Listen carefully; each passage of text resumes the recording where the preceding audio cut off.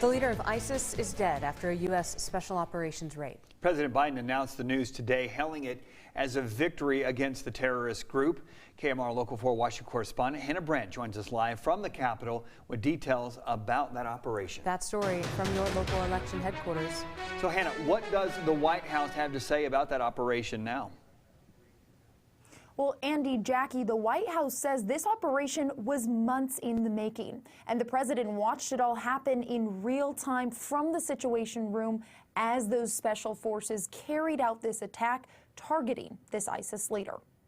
Thanks to the bravery of our troops, this horrible terrorist leader is no more. Overnight, ISIS leader Abu Ibrahim al-Hashimi al-Qurashi was killed during a U.S. military raid in Syria. President Biden says al-Qurashi used explosives to kill himself and several of his family members during the attack. In a final act of desperate cowardness, he, with no regard to the lives of his own family or others in the building, he chose to blow himself up. First responders say 13 people were killed in the raid, including women and children.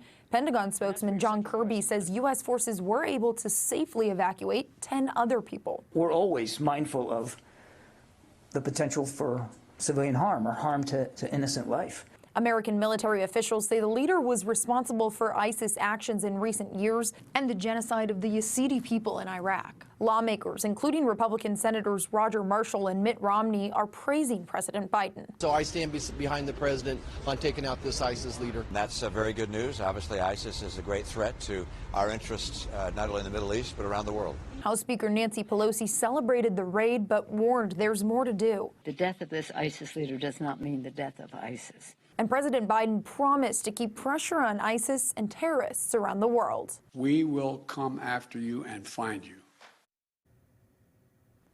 And the president says he specifically chose to go with the Special Forces raid to minimize civilian deaths rather than an airstrike, which would have been less risky for American forces but could have killed more people.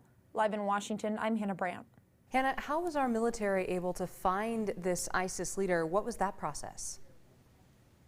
Well, Pentagon spokesman John Kirby says they went over intelligence for months to try and figure out where this ISIS leader was hiding. And he also says after the raid, they confirmed his identity with fingerprinting and DNA testing.